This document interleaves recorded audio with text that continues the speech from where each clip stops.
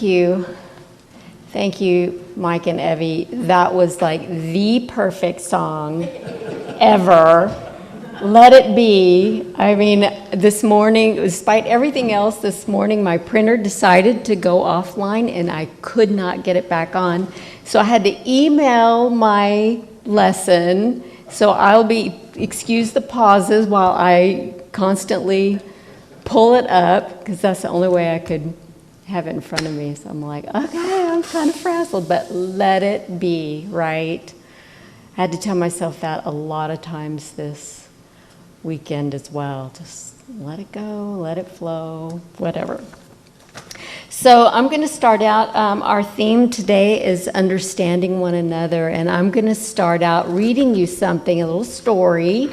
Some of you have heard it before. I read it in the book group a number of years ago. This is called Men Are From Befuddlement and Women Are From Angst. And keep in mind that this not only applies to understandings between men and women, it's just everyone. This is a really good commentary on understanding each other, and I think it's kind of fun. All right. Let's say a guy named Roger, no relation to Roger Harvey, is attracted to a woman named Elaine. He asks her out to a movie. She accepts. They have a pretty good time. A few nights later, he asks her out to dinner, and again, they enjoy themselves. They continue to see each other regularly, and after a while, neither one of them is seeing anyone else. And then one evening, while they're driving home, a thought occurs to Elaine, and without really thinking, she says it aloud. Do you realize that as of tonight, we've been seeing each other for exactly 6 months? And then there is silence in the car. To Elaine, it seems like a very loud silence. She thinks to herself, geez, I wonder if it bothers him that I said that. Maybe he's been feeling confined by our relationship. Maybe he thinks I'm trying to push him into some kind of obligation that he doesn't want or isn't sure of. And Roger is thinking, gosh, 6 months. And Elaine is thinking, hey, I'm not so sure I want this kind of relationship either.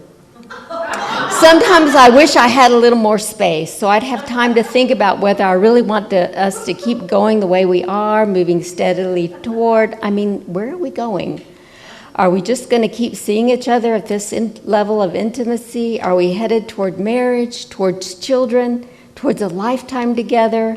Am I ready for that level of commitment? Do I even really know this person? And Roger is thinking, so that means it was, let's see, February when we started going out. Which was right after I had the car at the dealer's, which means, let me check the odometer. Whoa, I'm way overdue for an oil change here. And Elaine is thinking, he's upset. I can see it on his face. Maybe I'm reading this completely wrong. Maybe he wants more from our relationship, more intimacy, more commitment. Maybe he has sensed, even before I sensed it, that I was feeling some reservations. Yes, I bet that's it. That's why he's so reluctant to say anything about his own feelings. He's afraid of being rejected. And Roger is thinking, and I'm going to have them look at the transmission again. I don't care what those morons say. It's still not shifting right.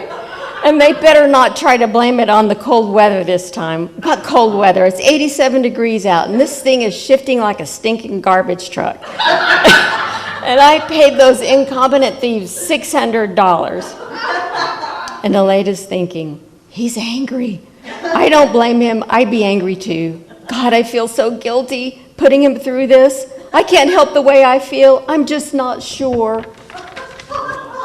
And Roger is thinking, they'll probably say it's only a 90-day warranty. That's exactly what they're going to say, those skunks.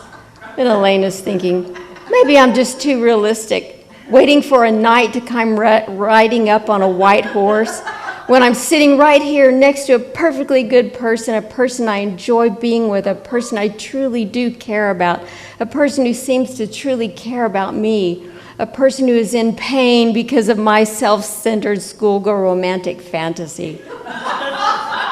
And Roger is thinking, warranty? They'll want a warranty. I'll give them a fistful of warranty. I'll take their warranty and stick it right up their nose.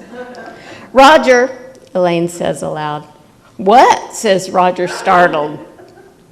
Please don't torture yourself like this, she says, her eyes beginning to brim with tears. Maybe I should never have. Oh, I feel so. She breaks down sobbing. What? Says Roger, startled. I'm such a fool, Elaine sobs. I mean, I know there's no knight. I really know it. It's silly. There's no knight. There's no horse. There's no horse? Says Roger. You think I'm a fool, don't you? Elaine says. No, says Roger, glad to finally know the correct answer. It's just that I need some time, Elaine says. There's a 15-second pause while Roger, thinking as fast as he can, tries to come up with a safe response. Finally, he comes up with one he thinks might work. Yes, he says. Elaine, deeply moved, touches his hand. Oh, Roger, do you really feel that way? She says. What way? That way about time, says Elaine. Oh, says Roger. Yes. Elaine turns to face him and gazes deeply into his eyes, causing him to become very nervous about what she might say next, especially if it involves a horse. At last she speaks. Thank you, Roger, she says. Thank you, says Roger. Then he takes her home, and she lies on her bed, a conflicted, tortured soul, and weeps until dawn, whereas when Roger gets back to his place, he opens a bag of Doritos, turns on the TV, and immediately becomes deeply involved in a rerun of a tennis match between two Czechoslovakians he's never heard of. A tiny voice in the far recesses of his mind tells him that something major was going on back there in the car, but he's pretty sure there is no way he would ever understand what. And so he figures it's better if he doesn't think about it. This is also Roger's policy regarding most of the things. The next day, Elaine will call her closest friend, or perhaps two of them, and they will think about this situation for 6 straight hours. In painstaking detail, they will analyze everything she said, everything he said, going over it time and time again, exploring every word, expression, and gesture for nuances of meaning, considering every possible ramification. They will continue to discuss this subject off and on for weeks, maybe months, never reaching any definite conclusions, but never getting bored with it either. Meanwhile, Roger, while playing racquetball one day with a mutual friend of his and Elaine's, will pause just before serving, frown, and say, Norm, did Elaine ever own a horse?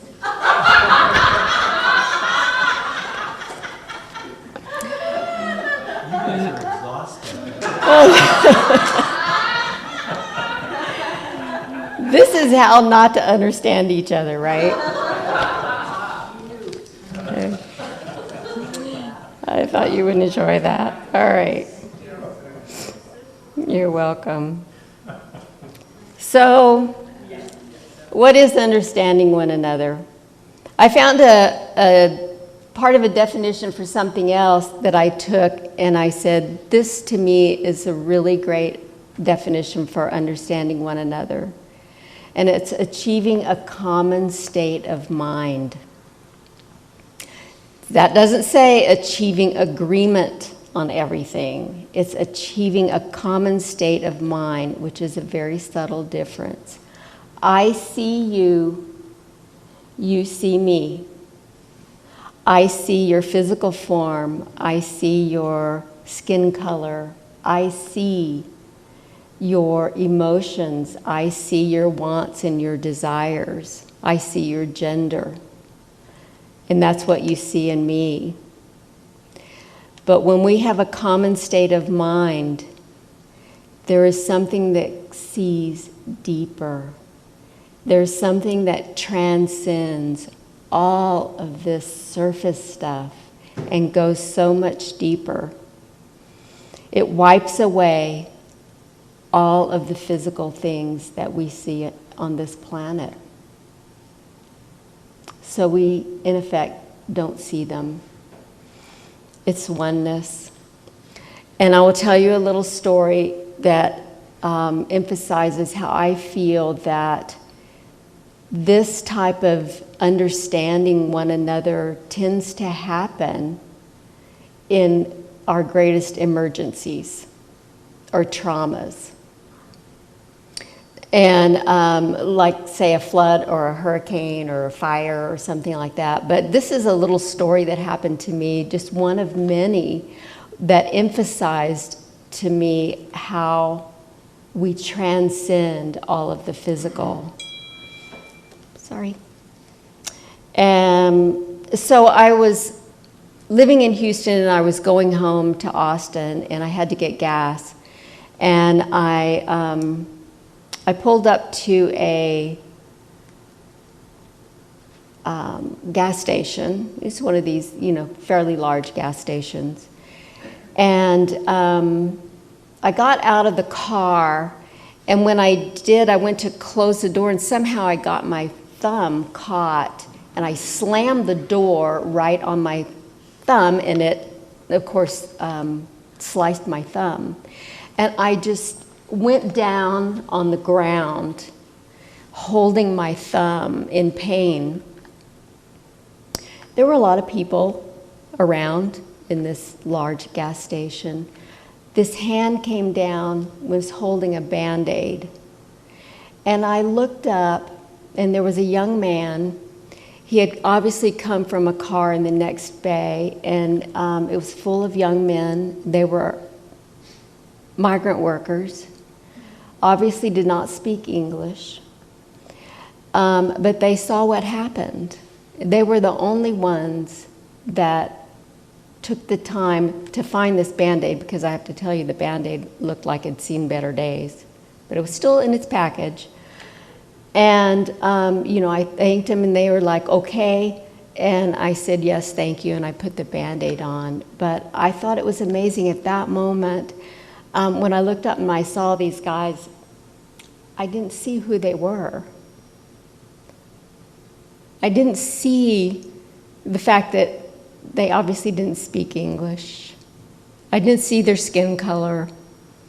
I didn't see the obvious socioeconomic differences.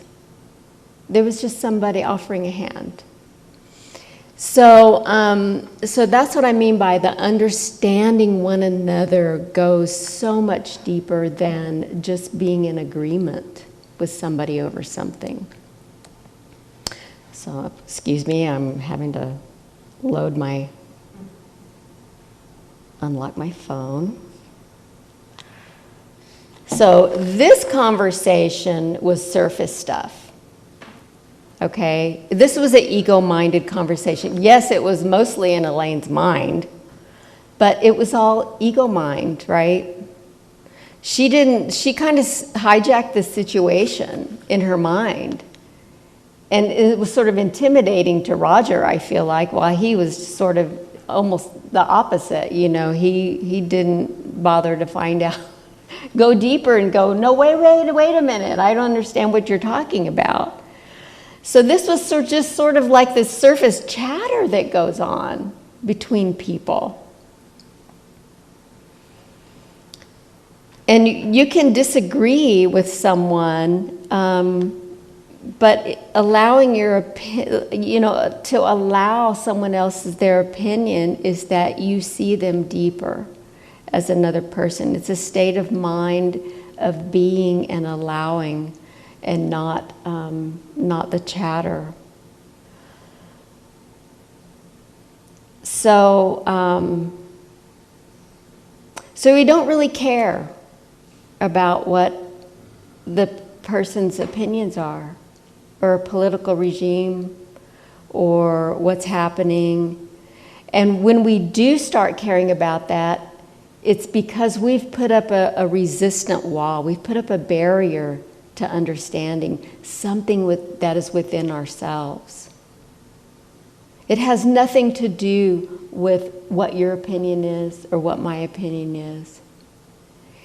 When someone says something to you and you feel like you don't understand them, it's totally because you have put up a barrier within yourself to something within yourself. Because, like I said, with oneness and with that deep level of understanding, there is no, and I don't want to use the term caring, but there is no importance to someone else having a different opinion. Why, if you ask yourself what is a root cause of why you care about someone else's opinion, when I was working, we always had to get to the root cause of an accident, and that is boring down into all the steps of what went wrong, to try to find out what the base level was, which they never found out, in my opinion, because they never got down to the spiritual level, which is where all things happen. And so if you go to the root cause of why you misunderstand someone, the root cause is because something within yourself is resistant to what they're saying, but it's a resistance within yourself. It has nothing to do with the other person. Nothing has anything to do with that. It's always within ourselves.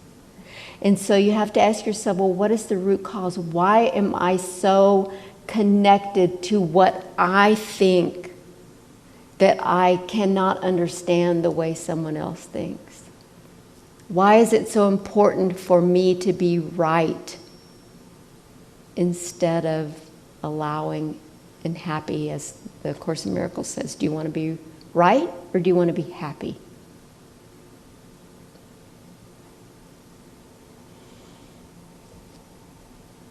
I got to figure out where I am. Hang on.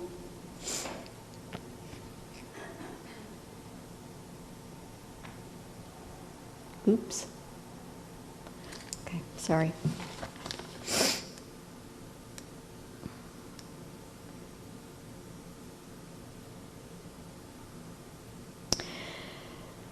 So,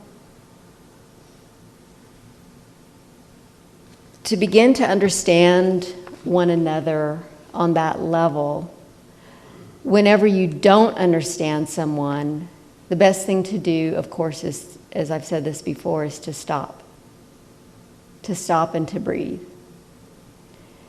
And I've really been focusing a lot lately. In fact, probably the last 2 talks I've done, I've talked about breath and breathing. And I had an opportunity this recently to get upset about something. And in fact, I recognized I was thinking old patterns of thinking. And I had to take myself out of the situation and go sit where it was very quiet and talk to myself, and recognize, first there's awareness that these were old thinking patterns, and but I realized lately, so it all worked out, everything went with the flow, it all worked out, but I realized lately that I forgot to just breathe. I forgot to focus on that breath. And if I had been able to focus more on the breath, it would have come easier. The resolution would have come quicker, the resolution would have come easier, and I would have realized sooner that it's not important, just let it be. It was not important for me to pick up those old thinking patterns again. Just let it be. So I think that's a great parallel to understanding one another, is to just allow and let it be. Because you don't have to be right. You don't have to have everybody agree with you. That's all the surface chatter. It's more important that we go deeper and say, I see you.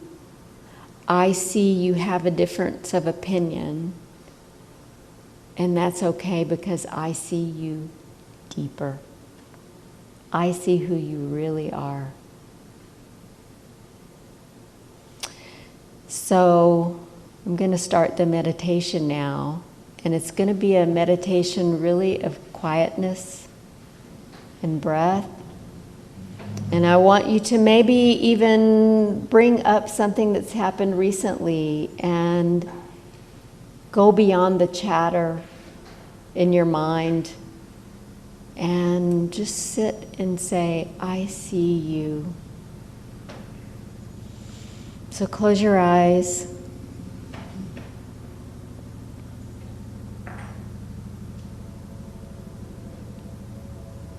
Take a few deep breaths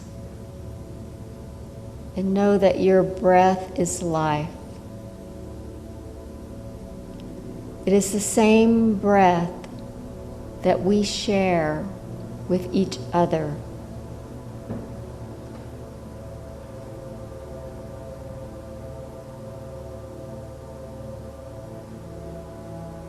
Sit still and quiet and breathe.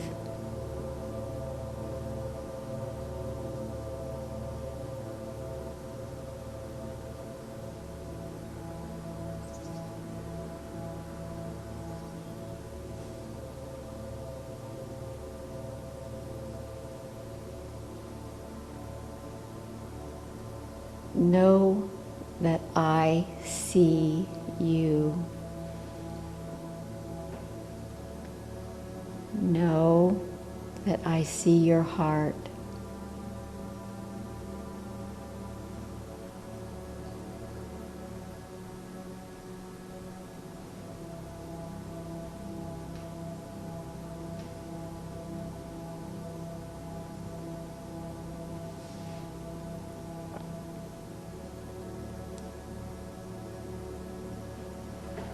Know that I understand you because I see your infinite mind.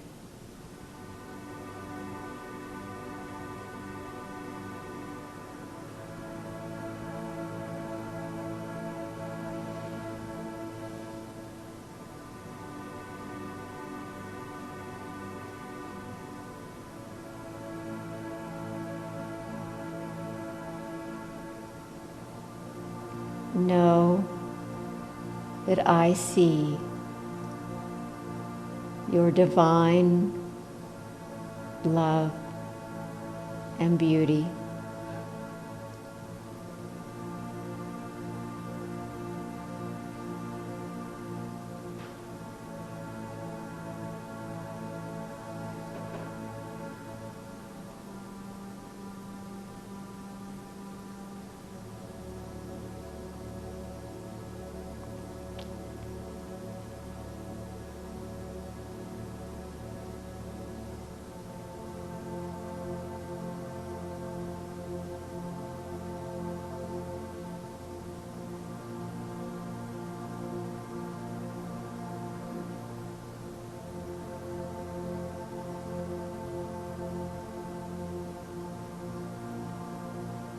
Know that we share the breath of life.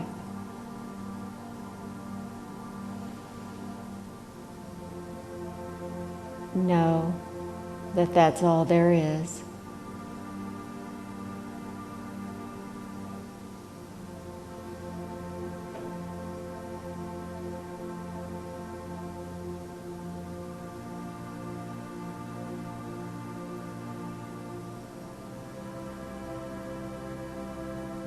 Take another deep breath.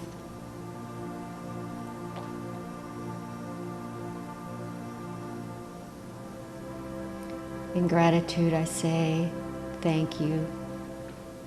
Amen.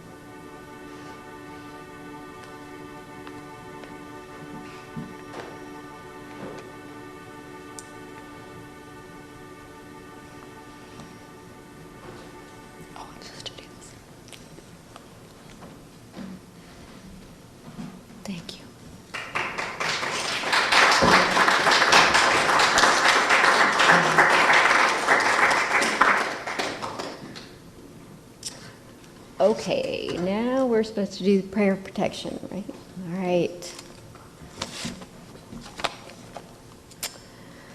The light of God surrounds us. The love of God enfolds us. The power of God protects us. And the presence of God watches over us. Wherever we are, God is, and all is well.